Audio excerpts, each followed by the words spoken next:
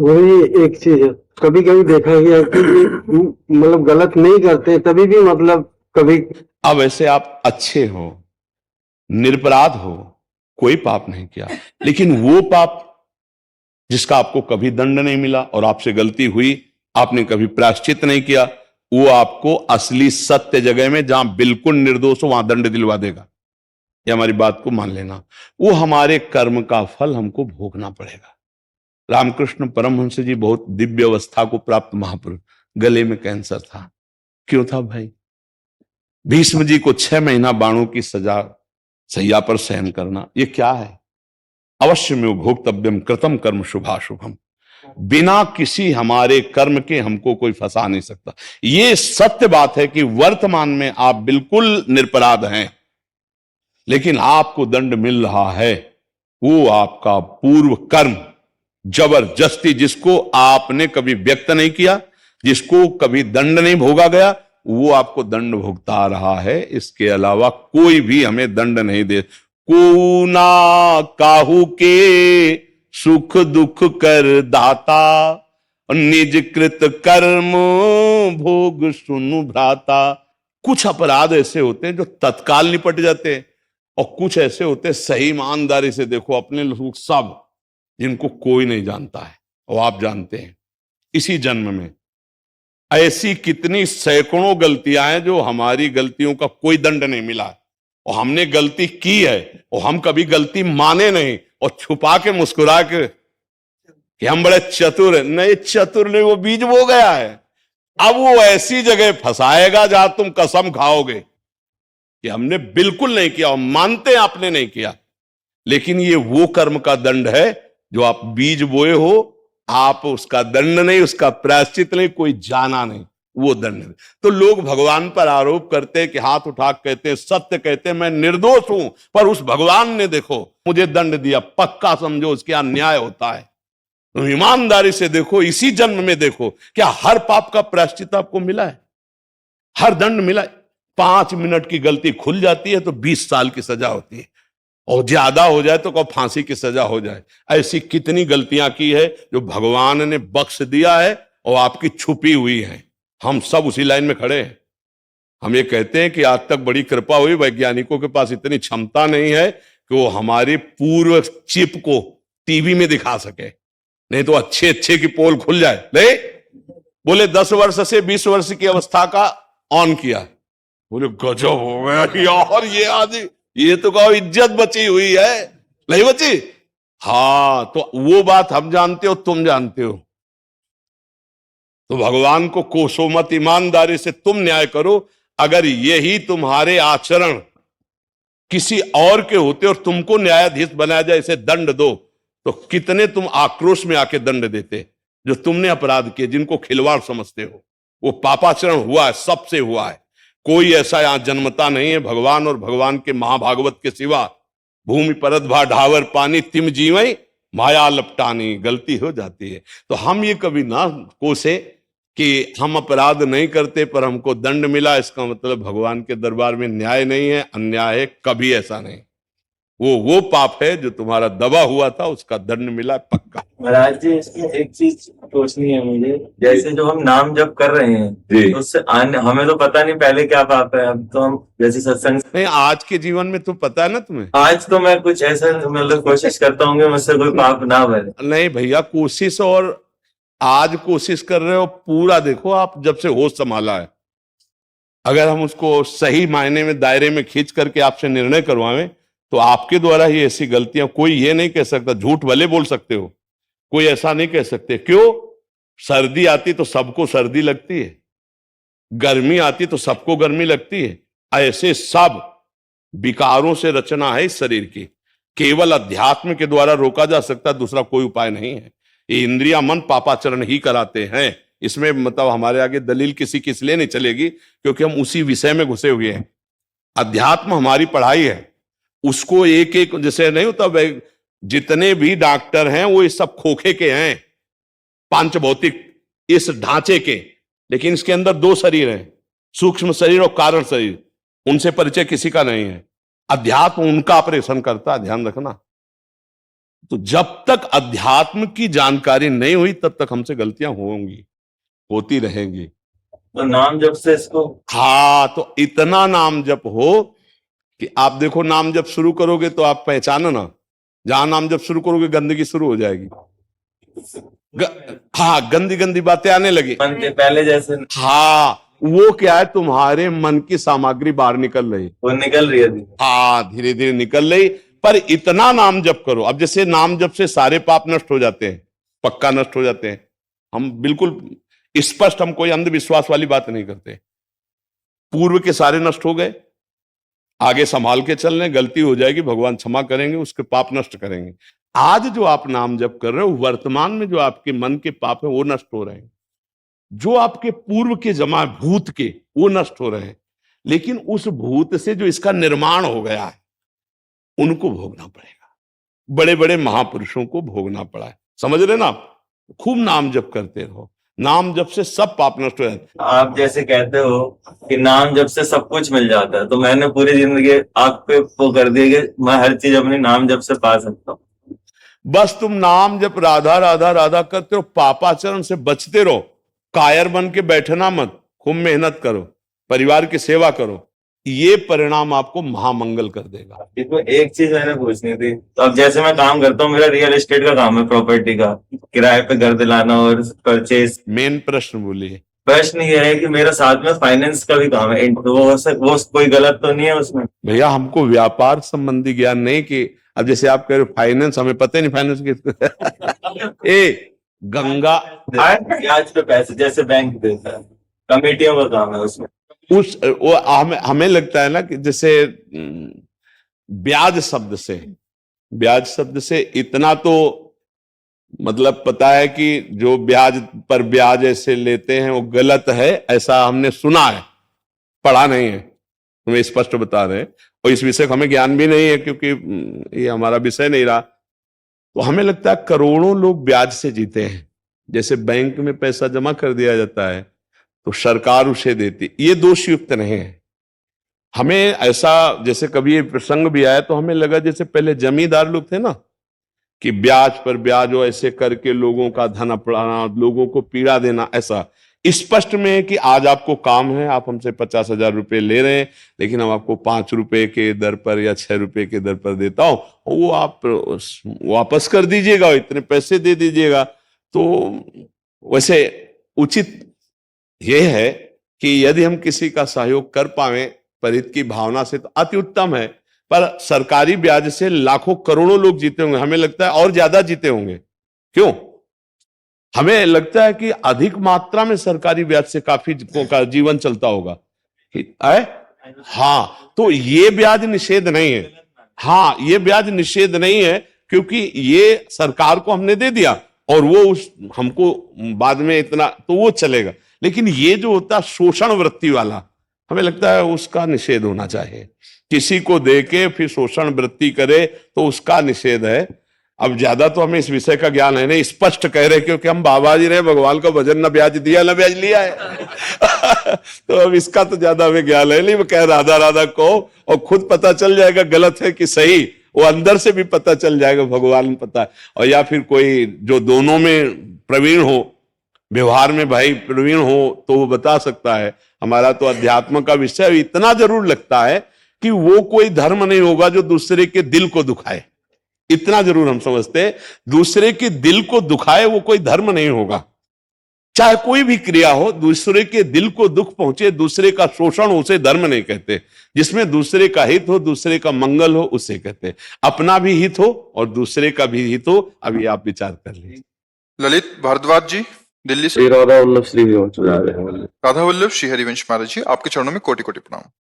गुरुदेव भगवान, आपने मेरे जीवन को पूर्णता बदल दिया। जब से आपके अमृतमयी वचन सुने, जीवन में नई ऊर्जा महसूस होती है। गुरुदेव भगवान, मेरा प्रश्न यह है कि मैंने कई साल पहले देखा देखी गुरु मंत्र ले लिया था, लेकिन अज्ञानतावश कभी उस मंत्र का जाप नहीं किया। लेकिन जब आपके सत्संग सुना और नाम की महिमा जान पाया, आसक्ति अब केवल राधा नाम में है और आप में हो गई है। पहले वाले मंत्र ना लेकर कहीं कोई अपराध तो नहीं कर? अब आप उसको ऐसे भाव में ले लीजिए कि जो उस रूप में गुरु तत्व उस ढांचे में प्रकाशित था, समझ रहे, ढांचे कभी गुरु नहीं होते, ये पांच भौतिक ढांचा, जैसे मंदिर में भगवान विराजमान होते ना, ऐसे पांच भौतिक देह मंदिर है और इसमें गुरुदेव भगवान विराजमान है।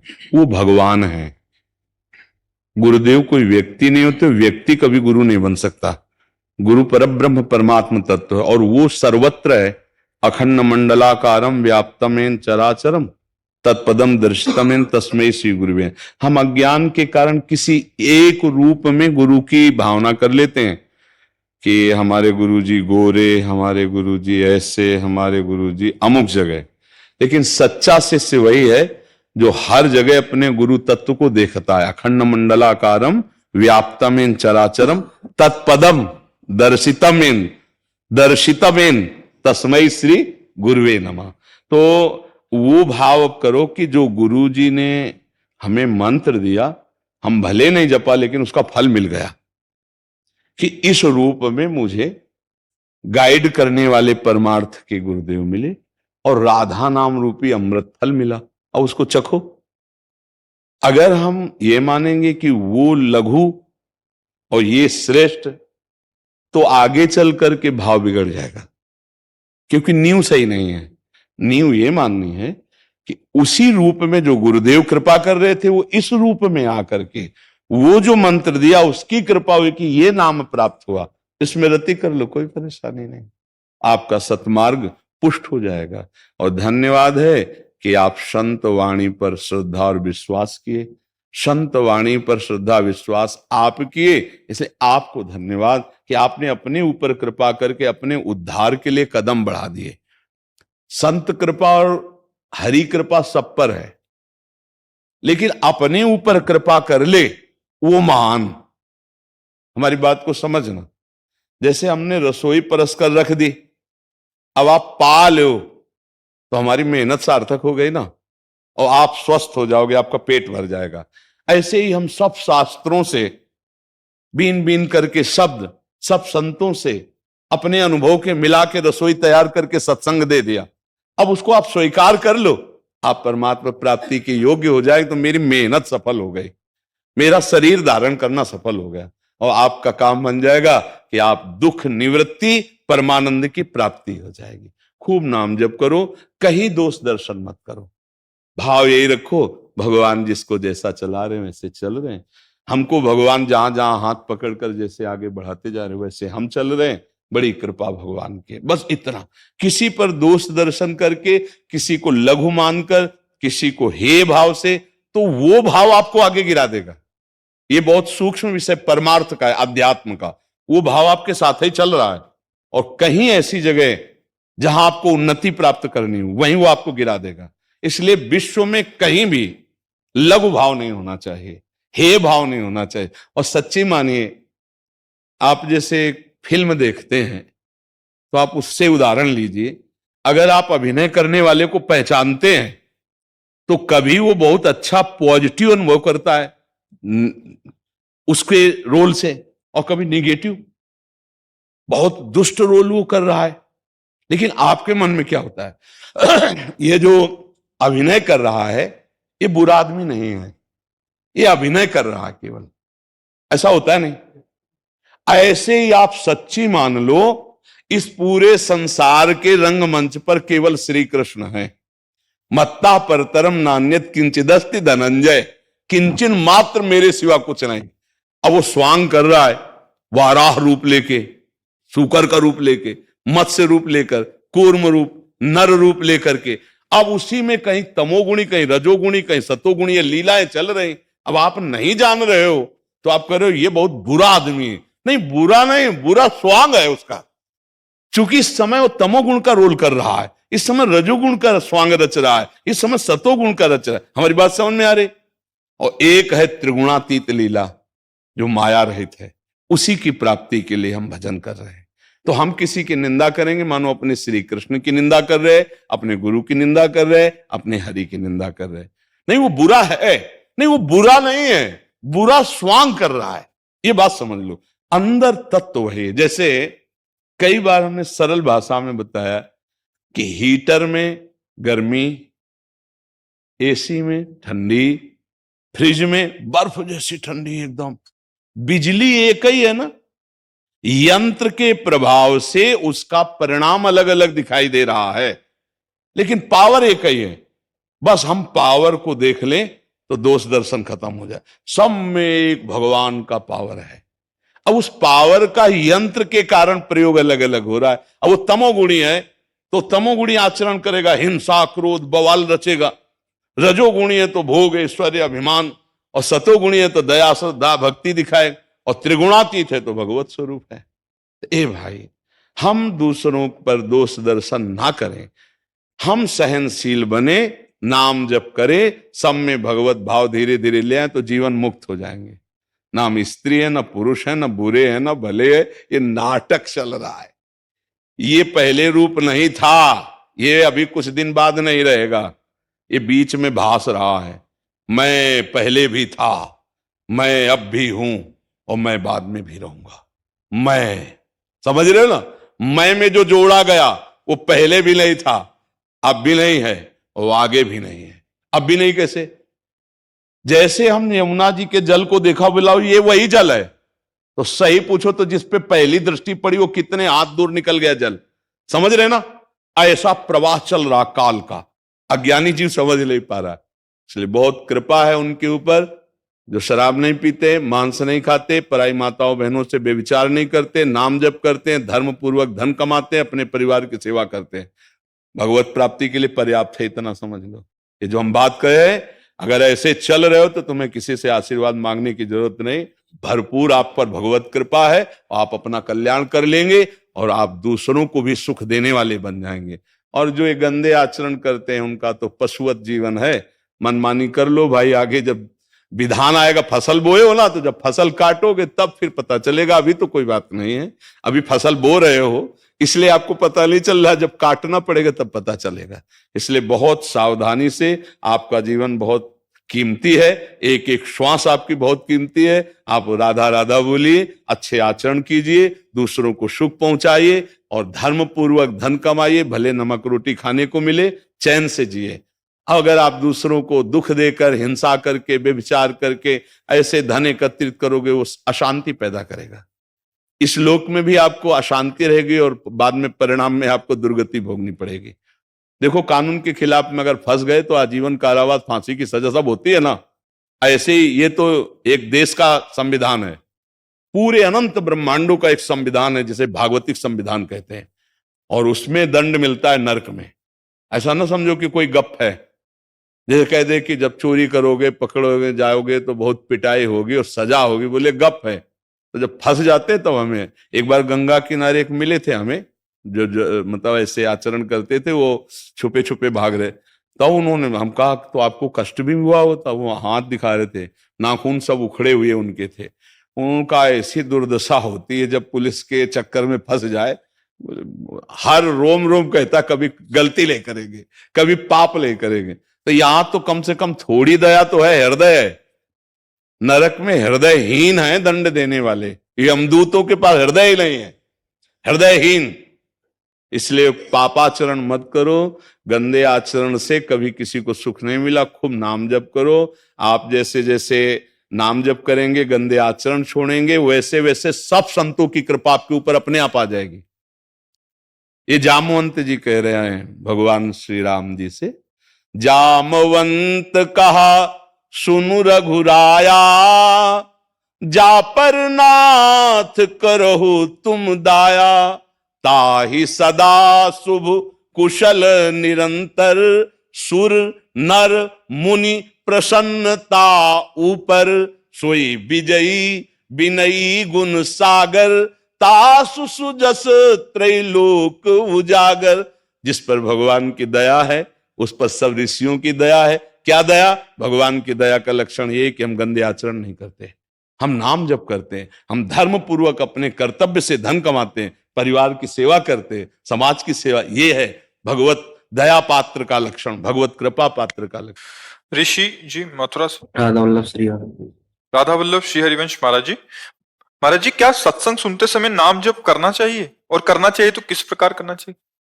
वैसे बच्चा, सही माने में जब हम सत्संग सुन रहे हैं तो केवल हमें सत्संग ही सुनना चाहिए, उसी को पकड़ना चाहिए। श्रोता सोई परम सुजान सुनत चित रत करे। सत्संग ऐसे, अब जैसे हम आपसे बात कर रहे हैं, अब आप माला जपोगे तो हमारी बात को सही ढंग से पकड़ नहीं पाओगे, और जब पूरी एकाग्रता से आप चातक की तरह हमारी तरफ देख रहे हो, हमारी बात को, तो आपको बात पकड़ में, तो सत्संग के समय केवल सत्संग सुने। अब दूसरी बात, अब जैसे तुम्हारा मन भाग रहा है, सत्संग में नहीं लग रहा है, तो उसको फिर हम फंसाते हैं, राधा वल्लभ श्री हरिवंश, और सत्संग में सुन, सत्संग में अगर एकाग्रता बंधी तो इसे रोक दिया, और जब मन फिर चंचल हुआ तो फिर शुरू कर दिया। ऐसा कर सकते हैं, पर वास्तविक उपासना में एकाग्रता पूर्वक करें। जैसे नाम जप कर रहे हैं तो सत्संग बंद, अब नाम का ही ध्यान कर रहे हैं, नाम को ही सुन रहे हैं, नाम को ही जप रहे हैं। सत्संग सुन रहे हैं तो भगवान का ही तो सुन रहे हैं ना, तो पूरी एकाग्रता उसी में लगाएं कि वक्ता क्या बोल रहा है, उसका भाव क्या है, क्या इसका अर्थ होता है, हमको जीवन में क्या छोड़ना है, क्या पकड़ना, वो मनन चल रहा है जितनी देर सत्संग में बैठे। जब नाम जप कर रहे हैं तो नाम में चित्त लगाए। पर दोनों बातें हैं, अगर मन भाग रहा है संसार की तरफ तो उस समय हम नाम से घेरते हैं, माला रखे या ऐसे हाँ अंगुली से ऐसे गिन गिन कर पोर में राधा वल्लभ श्री राधा वल्लभ श्री राधा, या ऐसे राधा वल्लभ श्री अंदर चल रहा है और सत्संग सुन रहे हैं। और अगर सत्संग में एकाग्रता हो जाए, नाम छूट जाए तो कोई बात नहीं, क्योंकि सत्संग जो है वो भगवत स्वरूप है। ठीक है जी, क्या मंदिरों और तीर्थ स्थलों पर प्रभु से प्रभु को मांगना क्या उचित है? हाँ, बढ़िया है, मांगना चाहिए, अवश्य मांगना चाहिए। वहां प्रणाम करके हाथ जोड़ करके प्रार्थना करनी चाहिए कि प्रभु के चरणों में प्रीति हो। हे नाथ, आपका नाम हमारी जिह्वा पे चले, हमारा मन शुद्ध होकर आपके चरणों में लग जाए, ये मांगना चाहिए। जरूर इसी मांग से हम सब मांगे मिटा देंगे। ये अगर मांग जागृत हो गई कि हमें प्रभु चाहिए, तो निश्चित माया पर विजय प्राप्त कर लेगा। प्रभु से ये बात जरूर मांगनी चाहिए कि हे प्रभु, आप अपना हमें भजन दे दीजिए, आप हमारे मन को अपने चरणों में लगा लीजिए। हे नाथ, हमारे अंदर कोई इच्छा न रह जाए, केवल आप ही हमें प्यारे लगे। ये तो मांगना ही चाहिए, ये तो प्रार्थना करनी ही चाहिए। जी। प्रवीण चौहान जी, राधा वल्लभ श्री हरिवंश। राधे राधे गुरुदेव, आपके चरणों में कोटि कोटि प्रणाम। गुरुदेव, सर्वप्रथम तो मैं आपको धन्यवाद कहता हूं, क्योंकि आपने मुझ में भक्ति का संचार किया, प्रसार किया है। गुरुदेव, इससे पहले मैंने कभी किसी संतों की वाणी नहीं सुनी थी, ना ही कभी उनके प्रति कभी भक्ति भाव प्रकट हुआ था, ना ही इज्जत दी, ना ही कभी दर्शन किए। गुरुदेव, मैं इतना महापापी हूं कि मैंने कभी भगवान का भी अस्तित्व नहीं माना। मैं पूरी तरह से नास्तिक था। मेरा पूर्ण जीवन आपके मेरे जीवन में आने से बदल गया। अब मैं रोज नाम जप करता और अखंड नाम जप करने का भी प्रयास कर रहा हूँ। गुरुदेव, मेरा एक प्रश्न है कि मैंने आज तक जिन संतों के प्रति इज्जत भावना नहीं की, उनके प्रति मेरे मन में पाखंडी दोष उत्पन्न होते थे और भगवान का भी कभी अस्तित्व स्वीकार नहीं किया। गुरुदेव, क्या ये मेरा घोर अपराध क्षमा लायक है? क्या मेरा ये अपराध नष्ट करने के लिए मुझे क्या करना चाहिए, या मैं क्या करूं महाराज जी? अपराध नष्ट हो चुके हैं, तभी नाम में प्रीति हुई है। संत माता के समान हृदय या कई माताओं का मिल करके हृदय समझ लो। जैसे आप माता को अशुद्ध शब्द भी बोल दो या उनको अपमानित कर दो, तो उनका हृदय यही चाहेगा कि आपको कभी चोट भी ना पहुंचे, आप सदैव स्वस्थ रहें। माँ का हृदय यही चाहेगा ना। ऐसे संतों का हृदय होता है। वास्तविक जो भगवान के मार्ग के पथिक होते हैं, उनकी जब कोई अवहेलना करता है, निंदा करता है, अपमान करता है, तो करत जे अनशहन निंदक तिनहु पे अनुग्रह कियो, वो उन पे कृपा करते हैं, रोष नहीं करते हैं। जैसे कैलाश पर्वत से जब भगवान शिव ने देखा विभीषण जी को रावण ने लात मारी, और विभीषण जी ने हाथ जोड़कर कहा, तुम पितु सरिष भले ही मोहि मारा, राम भजे हित नाथ तुम्हारा। तो भगवान शिव बोल पड़े, उमा संत कह यही बड़ाई, मंद करत जो करे भलाई। देखो विभीषण संत है, उमा, यही संत की महिमा है। वो लात मार रहा है, वो हाथ जोड़कर उपदेश कर रहे हैं कि राम भजे हित नाथ तुम्हारा। सब संतों को मन से प्रणाम करो, अंदर से। माता के समान कोई अपराध नहीं। संत बड़े कृपालु, अगर उनकी कृपा ना होती तो आज आपका भाव ना बदलता। नहीं बदल गया तो अपराधी का भाव नहीं बदला। आप अपराधी नहीं हैं, अपराधी का कभी भाव नहीं बदलता। इसका मतलब आपने जो भी आज तक किया, संतों ने माना ही नहीं, भगवान ने माना ही नहीं, तभी तो हमें रास्ता मिला। नहीं तो पापवंत कर सहज स्वभाव, भजन मूर्ति भाव न काऊ, जो पे दुष्ट हृदय सोई हुई, मोरे सन्मुख आओ की सोई। दुष्ट हृदय आंतड़ी आ सकता है, भगवान के या भगवत भक्तों के सामने थोड़ी है, वो तो कृपा पात्र आता है। कृपा हो गई इसका मतलब सब क्लियर है, पीछे बराबर कर दिया। हम तो हम स्वर पापेभ्यो मोक्षयिष्यामि मा शुचा, भगवान का ये वचन सत्य हो रहा है कि वास्तविक मेरे द्वारा अपराध हुए, भगवान ने माना ही नहीं, उन्होंने कृपा कर हमें सत्मार्ग दिया।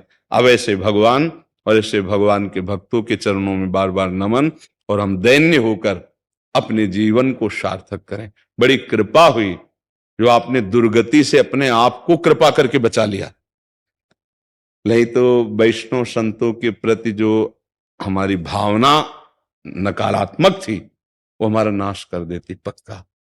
क्योंकि संतों के वचनों पर ही परमार्थ का प्रकाश होता है, वो आप खुद अनुभव कर रहे हैं। शास्त्र में जो लिखा है वो हम पकड़ नहीं सकते, संतों ने पकड़कर उसे रसमय शब्दों के द्वारा हमें दिया। संत ऐसे समझो जैसे शास्त्र रूपी समुद्र का मंथन करके, जो समुद्र में सबसे पहले विष निकला उसको तो शिव रूप से पी लिया, और जो अमृत निकला उसे बंटवा दिया। तो जो शास्त्रों का मंथन किया उसका सार जो अमृत है वो सत्संग में मिलता है। कोई एक शब्द अमुक शास्त्र का है, कोई एक शब्द अमुक, कोई एक अनुभव का है, कोई एक महापुरुष का, सब मिला करके सत्संग में मिलता है। इसलिए सत्संग सार वस्तु होती है। हमारे ऊपर बड़ी कृपा है जो हमें सत्संग मिल रहा है, हमारे ऊपर बड़ी कृपा है जो हम नाम जप में चल रहे हैं। और एक बहुत बढ़िया बात आपने कही कि आपका निरंतर नाम जप करने का मन होता है, ये असीम कृपा। बीच बीच में 15 मिनट के लिए छूट जाता है गुरुदेव, फिर बाद पर आपने जो देखो लक्ष्य बन गया ना, तो छूटने की बात पर ध्यान नहीं दिया। लक्ष्य पर लक्ष्य बन गया तो निश्चित वो लक्ष्य आपका छूटने नहीं देगा। एक दिन ऐसा आ जाएगा, तद विस्मरणेन परम व्याकुलते थी।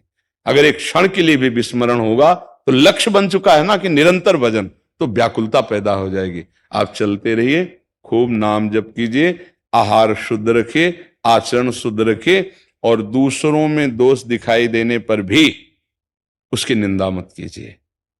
भगवान जिसको जैसे चला रहे हैं वैसे चल रहा है। ये माया का खेल है, कोई रजोगुणी खेल खेल रहा है, कोई तमोगुणी खेल खेल रहा है, कोई सतोगुणी और कोई त्रिगुणातीत। ये भजन, सत्यता पे चलना, भगवान का चिंतन, भगवत सेवा, परम हित, ये सब त्रिगुणातीत है, ये भगवत स्वरूप है। तो हमें चाहिए कि हम किसी की निंदा न करें। आज का सत्संग सुना था क्या? प्रारंभ से, प्रारंभ का मतलब होता 4:15 बजे से। जैसे हम बैठे थे तो आज थोड़ा विलंब हो गया, तो हो सकता है 4:25 पे शुरू हुआ हो। थोड़ा विलंब हो गया था, हम बाहर गेट पे थे। हाँ, तो जब सत्संग कहीं सुनने को जब जैसे संतों को मिले ना, तो उसमें विलंब शब्द नहीं होना चाहिए। जैसे अमृत बट रहा है, पता नहीं कौन सी पंक्ति ऐसी जो हमारे जीवन को उठा दे और वो निकल जाए, तो हमें दौड़ करके जाना चाहिए और राइट टाइम के 10 मिनट पहले बैठ जाना चाहिए और जयकारा लगने के बाद में उठ के जाना चाहिए। ये सत्संग का सुनने का नियम है। गोस्वामी तुलसीदास जी को जब हनुमान जी का परिचय भूत ने बताया था ना, तो यही बताया था, सत्संग में सबसे पहले आते हैं और सबके बाद में जाते हैं। वो हनुमान जी होंगे जो सबके पहले आते हैं, मलिन वेशधारी, और सबके बाद में जाते हैं। मतलब जो महान भक्त है उसका ये स्वरूप है।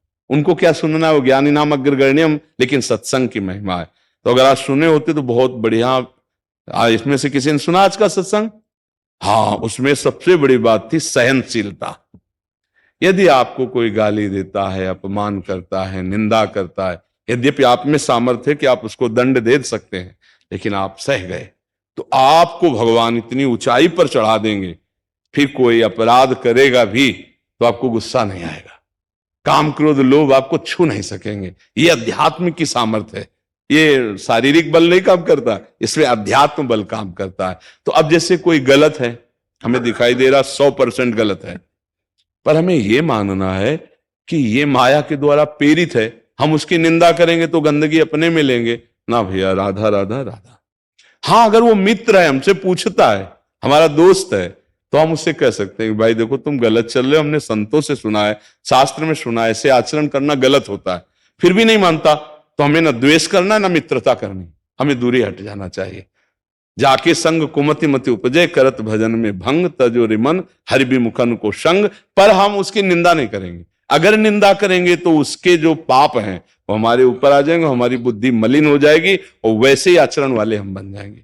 खूब नाम जप कीजिए, जीवन का लक्ष्य बना लीजिए कि हमें धन भी कमाना है। 4 पुरुषार्थ हैं, धर्म, अर्थ, काम, मोक्ष। हमें धन भी कमाना है क्योंकि परिवार की सेवा करनी है, शरीर को चलाना है। धर्म से धन कमाना है जीने के लिए, और जीना है लक्ष्य के लिए। लक्ष्य है भगवत प्राप्ति, इसलिए हमें निरंतर भजन करना है। बस इतनी बात समझ में आ जाए ना तो सब बात समझ में आ गई। जीने के लिए धन चाहिए, धन के लिए धर्म पूर्वक हम कमाई करेंगे। ये बात बहुत कम समझ में आती है। जीने के लिए धन चाहिए, सबको पता है। धर्म से युक्त जो अर्थ है वो आपको भगवान की प्राप्ति कराने में सहायक होगा। पाप का पैसा पाप ही सुचवाएगा और पाप ही करवाएगा और दुख ही देगा।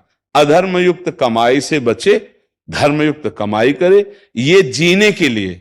लेकिन जीवन का लक्ष्य भगवत प्राप्ति। हम जी रहे हैं श्री भगवान की प्राप्ति के लिए, इसलिए हर समय राधा राधा राधा राधा, कृष्ण कृष्ण, जो नाम प्रिय जो गुरुदेव ने दिया हो खूब नाम जप करे। ठीक है बच्चा? और धन्यवाद आपका, क्योंकि आपने बात मानी तो आपका परिवर्तन हुआ। हमारी बात से परिवर्तन नहीं हुआ, परिवर्तन हुआ आपकी श्रद्धा से। भगवान ने कृपा करी, जो आपके हृदय में संत वाणी के प्रति श्रद्धा कर दी, आपने स्वीकार किया, तो धन्यवाद आपको कि आपने स्वीकार किया। जैसे माँ बच्चे को जब दूध पिलाती है ना, अगर वो पी लेता है तो माँ को खुशी होती है और आशीर्वाद देती है। दूध पीने से बच्चा ही पुष्ट होगा, लेकिन माँ को सुख होता है कि मेरा बच्चा दूध पी लिया, अब स्वस्थ होकर खेले जाके। वैसे पीठ में हाथ दे, बहुत अच्छे राजा बाबू, तुमने दूध पी लिया ना, अब खेलो। ऐसे ही राजा बाबू, तुमने हमारी बात मान ली, तुम धर्म से चलने लगे, भगवान के मार्ग में चलने लगे, इसलिए आप सुखी रहोगे।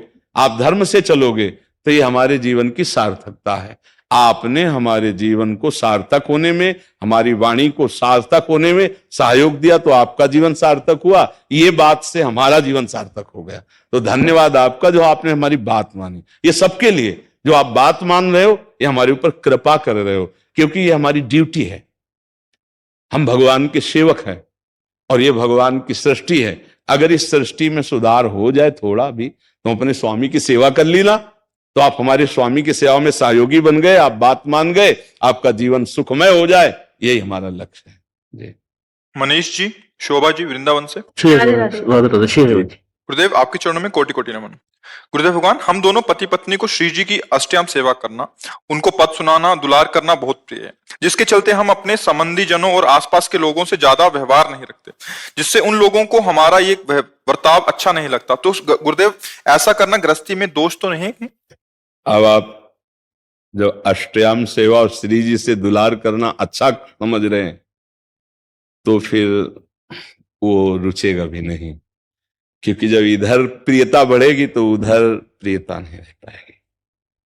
हाँ, भगवत स्वरूप मानकर कभी कोई भी आए तो सबका सम्मान है, प्रिय वचन है, सब जीवन सुप्रीति। लेकिन शब्द आगे देखिए, रीति निवाहत आपनी, श्रवण कथन परतीत, यह जो कृपा हरिवंश। हम सबसे प्यार से मिलेंगे, लेकिन अपनी रीति से। अगर आप प्रिया प्रीतम की चर्चा से बिलक प्रपंच की वार्ता करेंगे तो अगली बार से दरवाजा खुलने में समस्या हो जाएगी। रीति निवाहत आपली, हमें आपसे कुछ चाहिए नहीं, आपको हम भगवान के समान आदर करेंगे, लेकिन भगवत वार्ता करो, प्रिय वार। किसी की निंदा स्तुति, गांव घर के प्रपंच की राज कथा, लोक कथा, काम कथा, प्रपंच कथा, ये सब नहीं। तो अपने आप उन लोगों को जो संसार प्रिय है, उनको आप अप्रिय लगने लगेंगे, वो आपसे अपना संबंध हटा लेंगे, और बड़ी कृपा होगी जो ऐसे लोग संबंध हटा लें। वृंदावन ऐसे रहे मनो चिन्हारो नाय। वृंदावन में जब प्रिया प्रीतम की सेवा में भाव आ जाता है तो फिर ऐसे रहे मनो चिन्हारो ना। क्यों? अब वो प्रपंच करने आए हैं, प्रपंच की बातें करेंगे, मौसी ऐसे थे, बुआ तुम ऐसे थे, अब वहां हमें श्री जी को भोग लगाना है, अब वहां हमें श्री जी को इसलाल कराना, हमारी चित्तवृत्ति वहां तड़प रही कि अब इस समय तुम्हें श्री जी को अमुक सेवा करनी हो, वो मौसी बुआ फूफा और तुम्हारे, और सुनो ऐसा ऐसा वैसा, प्रपंच की बातें नहीं होती। घंटों कान में चिपका घूम रहे, पता नहीं कौन सी वार्ताएं हो रही। अपने तो ठीक है, जैसे आप चल रहे हो बहुत ठीक है, कोई अपराध नहीं, पर सबका आदर करना है। कोई भी आ जाए आदर करना है और अपनी बात बता देनी है कि थोड़ी सी अगर कृपा हो तो हम श्री जी की सेवा में जाए, हमारे पास समय थोड़ा कम है। तो वो समझ जाएंगे कि ये हमारे लायक नहीं रहे। जो किसी के लायक नहीं रहता और जिसके लायक कोई नहीं रहता वो प्रभु के लायक होता है। ये बात समझ लेना। अरे कोई मित्र नहीं, ये तो एक दिन हम सत्संग में बोले थे कल ही, परशु, परशुआ, परशुराम जी, 3 नाम होते। गरीब है ना, ए परशु थोड़ा बड़ा हुआ ना, ए परशुआ थोड़ा सा, और परशुराम जी उसी का परशुराम। ये संसार प्यार करता है स्वार्थ का, उसके मतलब लायक चीज हो। ये संसार का स्वार्थ का संबंध है। इसलिए जाके प्रिय न राम वैदेही तजिए ताहि कोटि वैरी सब यद्यपि परम सनेही। संसार केवल लौकिकता देखता है। अब आप अलौकिक मार्ग में लगे हो, उनको इससे मतलब नहीं। आप लौकिक मार्ग से हट रहे हो तो आपको उससे मतलब नहीं, तो मित्रता हो ही नहीं पाएगी। उनको तो असंतुष्ट होना ही पड़ेगा। अपनी तरफ से हम असंतुष्ट व्यवहार ना करें, क्योंकि गृहस्थी में हो। वैराग्यवान को यह भी नहीं, वैराग्यवान को यह है कि हम उनके संतुष्ट होने वाला व्यवहार न करें। एक मां को छोड़कर, मां सामने आई तो साष्टांग दंडवत, करबद्ध होकर घुटने के बल हम लोगों को आज्ञा है कि बात कर सकते हो आप। इसके अलावा पिता भी साष्टांग प्रणाम करेगा। बैरागी को पिता भी साष्टांग प्रणाम करेगा, सन्यासी को वो पिता को भी नहीं। मां के लिए एक शास्त्रीय आदेश है कि मां को देखते ही साष्टांग दंडवत और हाथ जोड़कर घुटने टेक कर उससे बात करना। ये पूरे आचार्य परंपरा से सबके लिए आदेश है, बैरागियों के लिए बस उतना। और बस वो भी अगर वो मोह जाल में फंसाना चाहती तो नहीं, तत्काल उसका उत्तर एक बार के लिए अनुमति है कि ऐसा आप कर सकते हैं। बार बार मिलन, बार बार दर्शन, बार बार संभाषण। बैरागी का बड़ा कठिन जीवन होता है। तो आखिरकार कहीं ना कहीं अब गृहस्थी से आप अनुराग मार्ग में चल रहे हैं, तो अनुराग में वैराग्य रूपी सिंहासन पे ही अनुराग विराजमान होता है। तो राग रहित तो होना ही पड़ेगा। इसमें किसी का अपराध नहीं होता, क्योंकि हम भगवान के निमित्त चल रहे हैं, हम किसी को दुखा नहीं रहे। वो अपने संबंध से दुखी हो रहा हो उसकी बात है। समझ पा रहे आप? ब्रिजभूषण द्विवेदी जी। राधा वल्लभ श्री राधा वल्लभ शेरवंश महाराज जी, आपके चरणों में कोटि कोटि प्रणाम। भगवान, हमारे ग्रस्त जीवन में विगत लगभग 34 वर्षों से घर में श्री राधा कृष्ण जी, गोपाल जी, देवी जी, लक्ष्मी गणेश जी की मूर्ति विग्रह के अलावा श्री शालिग्राम जी एवं शिवलिंग की पूजा नित्य प्रतिदिन सभी विग्रहों के स्नान, वस्त्र, धूप और भोग द्वारा हमारी पत्नी करती चली आ रही है। महाराज जी, हम दोनों पति पत्नी विगत 8 माह से श्री जी की कृपा से धाम में निवास कर रहे हैं। आपके द्वारा बताई गई वृंदावन की रहनी की पालना का प्राणपण से प्रयास भी कर रहे हैं।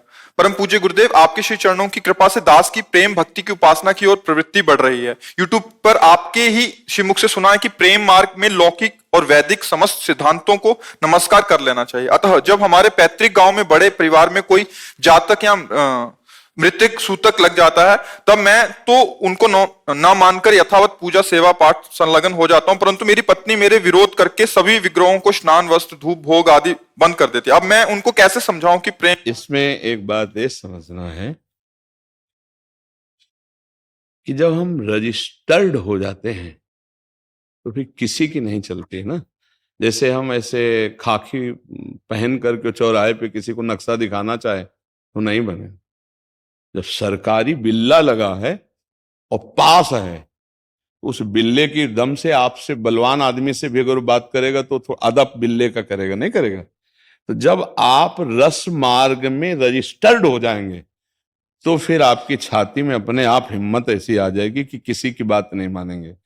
अभी रजिस्टर्ड तो हुए नहीं, अंदर से देखिए। जब सरकारी छाप लग जाएगी ना, हमारे माँ श्यामाजू को राज, फिर कुछ नहीं सुनाई देगा। ला बढ़्यो आनंद मोद सबके महाप्रेम सुरंग रंगी, और न कछु सुहाय तिनको जुगल सेवा सुख पगी। निशि देउ से जानत नाही सजनी, एक रस भींजी रहे। गोप गोपिन आदि दुर्लभ, तेहि सुख ही दिन प्रति लहें। रजिस्टर एक अपनी लाडली लीजिए। अब ना तो विरक्त हुए हो तो परिवार का संबंध है। अच्छा, ना रजिस्टर्ड अष्टयाम उपासना है, क्योंकि उपासना जो आप बोल रहे हैं ये रजिस्टर्ड ही तो उपासना में जो आएंगे तो ऐसी हो ही नहीं सकती। तो इसलिए जो पत्नी कह रही है वो अपनी जगह से ही कह रही है, आप जो कह रहे हैं वो सत्संग सुन के भाव में आना चाहते हैं पर आपकी स्थिति नहीं है। पत्नी जो कर रही है वो अपने हिसाब से सही कर रही है, क्योंकि वो जहां है वहां ऐसा ही पद्धति है। लेकिन आप जहां सुन रहे हैं लेकिन अभी है नहीं वहां, इसलिए उसकी चलने दो। और जब आपकी चलने लगेगी हृदय की तो अर्धांगिनी है, उसका परिवर्तन स्वाभाविक हो जाएगा। अभी वो सही है, ठीक है ना।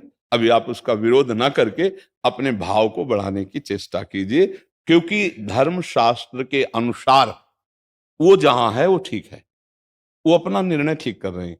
हम जहां हैं हम प्रेम शास्त्र के अनुसार अपनी जगह ठीक है। आप ना हमारे प्रेम शास्त्र में हो, ना उस धर्म का त्याग किया है, तो फिर अभी ठीक नहीं है। फिर वो जहां चल रहे वहीं चलना चाहिए। तस्मात् शास्त्रम प्रमाणन्ते कार्या कार्यो व्यवस्थित हो। हम अपने प्रेम शास्त्र के अनुसार ही चल रहे हैं। जैसे जहां वेद सिद्धांत प्रमाण है वैदिक साधनों में, वहां यहां वेद रसिकन की वाणी, श्री वृंदावन धाम इष्ट श्यामा महारानी। अब हम कोई प्रमाण लेते हैं तो रसिक महापुरुषों की वाणी से लेते हैं। तो अब जो ये सिद्धांत में हम सब जगह कट कर दिया गया वो रसिकों की वाणी से। ग्रह नक्षत्र तिथि वार सोवर सूतक इन सबको झाड़ू लगा के सोहनी लगा के साइड में, आठों पहर केवल श्यामा श्याम की सेवा और दुलार। ज्ञान धर्म व्रत कर्म जीते सब काहू में नहीं मोई प्रतीति, रसिक अनन्य निशान बजायो एक श्याम श्यामा पद प्रीति। श्री हरिवंश चरण निज सेवक बिचले नहीं छाणी रस रीति। श्री हरिवंश धर्म प्रगट निपट के ताकि उपमा को ना, ये हमारी वाणी जी है। तो अब इसमें ये तमाशा दूर से नहीं देखा जाता प्रेम खेल इसमें कूदा जाता है, अभी कूदे नहीं हो, इसलिए बात है। कूद जाओगे ना फिर रंग बदल जाएगा, फिर अपने आप बदल जाएगा। हमें लगता है कि शास्त्रों की संख्या में शिष्य जन होंगे, दसियों हजार की संख्या में भी हो सकते हैं, और जितने भी होंगे अभी 2-4 महीने से जुड़े उनकी बात नहीं कहते, नहीं वो अनन्य परिपाटी में खड़े हो गए होंगे, प्रिया प्रीतम गुरुदेव आचार्य बस, और अपनी रस पद्धति में। क्योंकि सत्संग सुन के ही शिष्य बनते हैं, और शिष्य बनने के बाद गुरु का प्रताप उसके हृदय में जाता है। तो जो यहां चल रहा है वो इतना तो आ ही जाएगा हमारे माई श्यामा जी को राज, चाहे वो बच्चा ही क्यों ना हो। एक बच्चे के हृदय में महारानी जी की ठसक मिलेगी। हम सब सुनाते हैं गीता भागवत रामायण इतिहास पुराण, लेकिन जितने हमारे विरक्त हैं, जितने हमारे निज जन हैं, सब रसिक अनन्य होंगे। मिलावट नहीं होगी कि उनकी सेवा में कहीं भी कुछ भी मिलावट हो, नहीं होगी। और ये हम कभी उपदेश नहीं करते, ये यहां से जाता है। जहां जुड़ेला वो अंदर चला जाएगा, वही ठसक आ जाएगी, जिससे जुड़े वही ठसक आ जाएगी। पुराना सिस्टम था एक ब्लूटूथ सिस्टम, नहीं होता, अपने मोबाइल में तुम ब्लूटूथ खोलो, इधर से खोला और सखिला दिया, वही पहुंच गया ला। ये गुरु शिष्य का ब्लूटूथ सिस्टम होता है। अगर शिष्य आत्म भाव से गुरुदेव को पर ब्रह्म मानकर समर्पित हो जाए तो गुरुदेव के हृदय में जो चल रहा है उस शिष्य के हृदय में पहुंच जाएगा बिना साधना के। इसीलिए तो गुरुदेव को वर्णन किया जाता है कि कृपा सिंधु गुरुदेव की कृपा से हमारी कहाँ सामर्थ्य है कि हम वहां पहुंचे, उन्हीं के बल से हम आगे बढ़ते हैं। तो जो सखी कर रही, मतलब आपकी जो पत्नी कर रही, वो अपने सिद्धांत से ठीक करे। आप जो कह रहे हो वो सुन के सिद्धांत धारण करना चाहते हो,